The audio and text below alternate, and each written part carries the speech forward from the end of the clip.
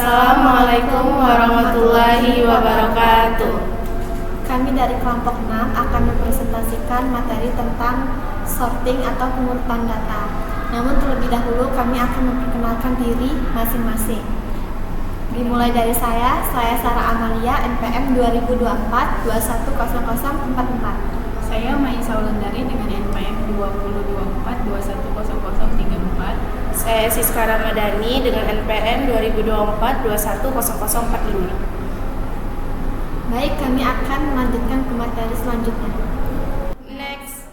Oke, di sini saya akan membahas pembahasan materi sorting atau pengurutan data. Pengurutan data atau sorting adalah proses penyusunan data dalam urutan tertentu. Biasanya berdasarkan kriteria tertentu seperti nilai, abjad atau ukuran. Tujuan pengurutan adalah untuk mempermudah pencarian, analisis, dan pengolahan data. Data dapat diurutkan dalam dua cara, yaitu pertama urut menaik ascending order, di mana data disusun dari nilai terkecil ke terbesar, atau urut menurun descending order, di mana data disusun dari nilai terbesar ke terkecil. Contoh pengurutan data yaitu contoh dengan angka, ada angka 1, 3, 5, 7, 9, itu urut menaik. Dan contoh nama ada Ali, Budi, Charlie, itu contoh urut abjad. Next. Metode pengumpulan dibagi menjadi 3, yaitu pertama ada pengurutan gelembung atau bubble sort, kedua ada pengurutan maksimum atau minimum sort, ketiga ada pengurutan sisip atau inserted sort. Pengertian pengurutan gelembung atau bubble sort akan dijelaskan oleh rekan saya yang bernama Siska. Kepada Siska dipersilakan. Baik, terima kasih Maisha. Jadi saya akan menjelaskan tentang pengurutan gelembung atau bubble sort, yang dimana bubble sort adalah algoritma pengurutan yang bekerja dengan cara membandingkan dua elemen yang berdekatan dan menukarnya jika urutannya salah. Proses ini diulang terus hingga semua elemen dalam daftar tersusun dengan benar. Yaitu ada cara kerjanya: 1. Bandingkan dua elemen pertama dalam daftar. 2. Jika elemen pertama lebih besar dari elemen kedua, tukarlah posisinya. Yang ketiga, pindah ke pasangan elemen berikutnya dan ulangi langkah kedua. Keempat, teruskan proses ini hingga mencapai akhir daftar. Dan yang kelima, ulangi langkah 1-4 hingga tidak ada lagi pertukaran yang terjadi dalam satu putaran penuh. Dan ada kekurangan dan kelebihan dari bubble sort. Yang pertama, kelebihannya mudah dipahami dan diimplementasikan dan tidak memerlukan memori tambahan atau in-place sorting. Dan ada kekurangannya, yaitu lambat untuk daftar besar atau kompleksitas dan tidak efisien atau dibanding algoritma lain seperti quick sort atau merge sort. Baiklah, saya akan memberi contoh dari pengurutan bubble sort. Contohnya, terdapat larik berisi dengan 7 buah elemen yang belum terurut, dan lakukan metode bubble sort untuk isi larik tersebut. Baik, ada 7 buah elemen yang dimana angka ke-1 itu ada 100, yang kedua ada 99, yang ketiga ada 85, yang keempat ada 70, yang kelima ada 78, dan yang keenam ada 68, dan yang terakhir ada 87. Selanjutnya kita lihat langkah yang pertama, yaitu K7. Kita bandingkan dua elemen terakhir, yaitu 87 dan 68. Kita lihat yang paling besar dan kita taruh ke sebelah kanan paling ujung. Terus K6 itu kita bandingkan 3 elemen terakhir, ada 87, 68, dan 78. Di mana 87 kita taruh paling kanan karena dia yang paling terbesar, dan 78 dan 68 kita bandingkan yang mana yang paling besar. Ya, kalau yang paling besar kita taruh ke sebelah kanan dan yang paling kecil itu kita taruh sebelah kiri. Terus K5 kita bandingkan 4 elemen terakhir, dan kita lihat 70 itu kita lihat ke 68, yang paling kecil kita taruh di sebelah kiri dan yang paling besar kita taruh di sebelah kanan. Dan ada K4, kita bandingkan 5 elemen terakhir, yaitu kita lihat 60 ke 85, Dan kita lihat lagi, yang paling besar kita taruh di sebelah kanan dan yang paling kecil kita taruh di sebelah kiri. Dan ada K3, kita bandingkan 6 elemen terakhir, sama kita juga lihat 68 ke 99, dan yang paling besar itu ada 99, kita taruh di sebelah kanan, dan 68 kita taruh ke sebelah kiri. Dan ada K2, kita bandingkan semua elemen dan kita lihat 68 ke angka 100, dan yang paling besar kita taruh sebelah kanan dan yang paling kecil kita taruh sebelah kiri.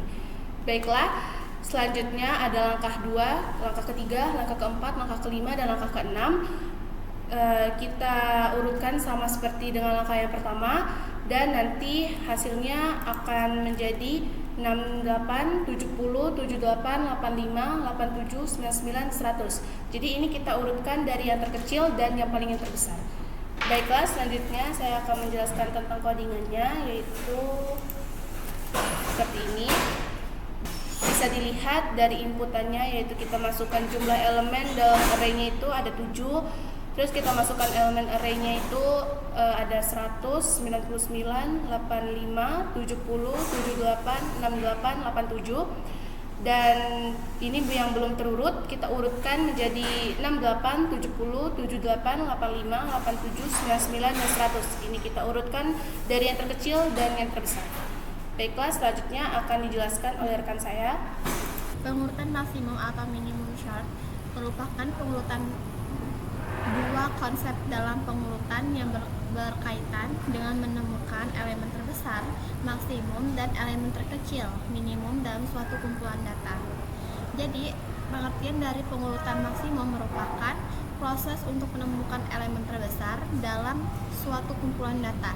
Setelah elemen maksimum ditemukan, elemen tersebut dapat dipindahkan ke posisi tertentu dalam array atau daftar tergantung pada algoritma yang digunakan. Pengurutan minimum merupakan proses untuk menemukan elemen terkecil dalam suatu kumpulan data, sama seperti pengurutan maksimum. Setelah elemen minimum ditemukan, elemen tersebut dapat dipindahkan ke posisi tertentu. Next. Langkah-langkah penggunaan maksimum atau minimum short. Tata cara minimum short yang pertama, mulai dari indeks pertama, cari elemen terkecil dalam daftar. Yang kedua, tukar elemen terkecil dengan elemen di posisi awal.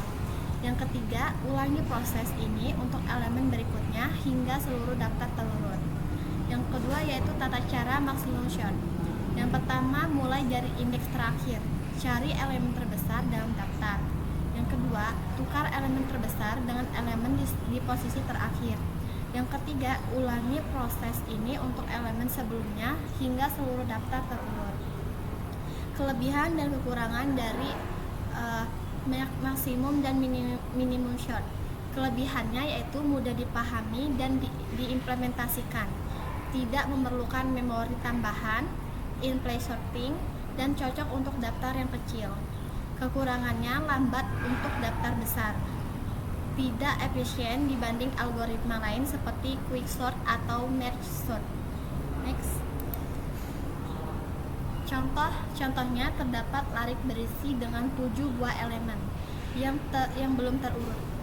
Berikut ada 7 elemennya, yaitu elemen pertama 105, yang dilanjutkan dengan 75, 44, 35, 80, 97, dan 20. Langkah maksimum yaitu langkah pertama, kita melihat larik ke 1 sampai ke 7. Bandingkan dari larik pertama ini, lihat angka mana yang paling terbesar. Maka yang paling terbesar itu dari larik pertama dan ke-7 adalah 105. Langkah kedua, kita lihat larik pertama sampai ke-6. Kita lihat larik pertama sampai ke-6, angka mana yang terbesar, maka akan diposisikan ke sebelah kanan setelah angka 105. Langkah ketiga, kita melihat larik 1 sampai 5. Dari larik pertama sampai 5 itu kita melihat angka yang terbesar. Maka yang terbesar adalah 80. Selanjutnya langkah keempat, kita melihat larik angka 1 dan 4. Yang terbesar di antara larik pertama dan keempat adalah 75. Selanjutnya ke langkah yang kelima. Untuk langkah kelima, kita melihat larik pertama dan ketiga. Di ketiga larik ini yang terbesar maka angkanya 44. Langkah ke-6 kita melihat larik pertama dan kedua. Dari larik pertama dan kedua, angka terbesar adalah 35 dan yang terkecil 20. Maka dapat disusun dengan hasil akhir 20, 35, 44, 75, 80, 97, dan 105. Kita dapat menemukan bahwa nilai maksimumnya adalah 105 dan nilai minimumnya 20. Next. Adapun contoh dengan elemen minimum short. Kita dapat melakukannya dengan langkah yang sama, namun yang membedakannya kita akan meletakkan angka yang paling terkecil di awal elemen. Yang langkah pertama, larik ke 1 sampai 7, kita melihat angka yang paling terkecil yaitu 20. Maka 20 tersebut akan kita posisikan di awal. Lanjut langkah kedua, larik pertama sampai ke 6, kita menemukan angka 35 yang terkecil dan diletakkan setelah angka 20. Langkah ketiga itu terdapat larik 1 sampai 5, maka kita akan meletakkan angka 44 setelah angka 35. Langkah keempat kita melihat larik yang sama yaitu 104 dan kita akan menemukan angka 75 di antara angka-angka yang lebih besar. Terus langkah kelima ada larik ke 1 sampai 3.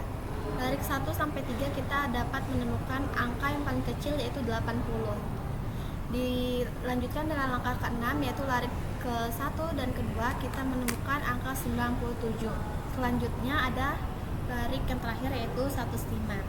Hasil akhir dari langkah ke-6 yaitu 20, 35, 44, 75, 80, 97, dan 105 dengan nilai maksimum 105 dan minimum 20. Next. Berikut adalah contoh penggunaan maksimum dan minimum short. Kita dapat memasukkan atau menginput angka array. Kita memasukkan jumlah elemen sebanyak 7. Masukkan array 105, 75, 44, 35, 80, 97, dan 20. Nah, setelah kita jalankan, maka akan keluar nilai maksimum 105, nilai minimum 20. Array yang sebelumnya diurutkan 105, 75, 44, 35, 80, 97, dan 20.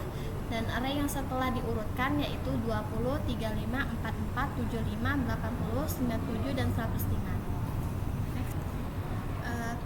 Untuk materi selanjutnya akan dilanjutkan oleh teman saya, Maisa. Selanjutnya saya akan menjelaskan tentang pengurutan sisip atau insert and sort. Insert and sort adalah algoritma pengurutan yang bekerja dengan menyisipkan setiap elemen ke dalam posisi yang benar dalam bagian array yang sudah diurutkan. Algoritma ini mirip dengan cara seseorang menyusun kartu di tangan saat bermain kartu. Tata cara insert and sort yaitu: 1. Anggap elemen pertama sudah teratur. 2. Ambil elemen berikutnya dan bandingkan dengan elemen sebelumnya. 3. Geser elemen yang lebih besar ke kanan untuk memberi ruang bagi elemen yang sedang diperiksa. 4. Masukkan elemen tersebut ke dalam posisi yang benar. 5. Ulangi proses ini hingga semua elemen terurut. Kekurangan dan kelebihan insertion sort. Kelebihannya: pertama, mudah dipahami dan diimplementasikan. Kedua, efisien untuk data kecil atau data yang hampir terurut. Ketiga, bisa digunakan untuk pengurutan secara langsung atau in-place sorting tanpa membutuhkan memori tambahan. Keempat, lebih cepat dibanding bubble sort atau selection sort pada dataset kecil. Kekurangannya: pertama, kurang efisien untuk dataset besar di kasus terburuk. Kedua, tidak secepat merge sort atau quick sort untuk data acak yang besar. Di sini terdapat contoh. Terdapat larik yang berisi dengan 7 buah elemen yang belum terurut. Lakukan metode insertion sort untuk isi larik tersebut. Contoh elemennya ada 40, 25, 15, 30, 7, 55, dan 37. Langkah pertama, kita susun elemen berdasarkan contoh di atas. Langkah kedua, kita sisipkan angka 25 ke depan dan geser angka 40 ke samping kanan. Langkah ketiga, kita sisipkan angka 15 ke paling depan dan angka 25 digeser ke kanan, dan angka 40 kita geser lagi ke kanan. Langkah keempat, kita sisipkan angka 30 ke depan dan geser angka 40 ke samping kanan. Langkah kelima, angka 7 kita sisipkan ke depan dan angka 15 kita geser ke sebelah kanan. Langkah keenam, tidak ada perubahan karena sudah terurut. Langkah ketujuh, 40 kita sisipkan ke depan dan angka 55 kita geser ke kanan. Hasil akhir langkah ketujuh yaitu terurut 7, 15, 25, 30, 37, 40, dan 55. Next. Contoh penggunaan insertion sort. Masukkan jumlah elemen dalam array 7. Masukkan elemen array 40, 25, 15, 30, 7, 55, 37. Array sebelum diurutkan 40, 25, 15, 30, 7, 55, dan 37. Array setelah diurutkan 7, 15, 25, 30, 37, 40, 55. Baiklah, sekian presentasi dari kami. Mohon maaf jika ada kesalahan kata. Kami ucapkan terima kasih. Kami tutup. Wassalamualaikum warahmatullahi wabarakatuh.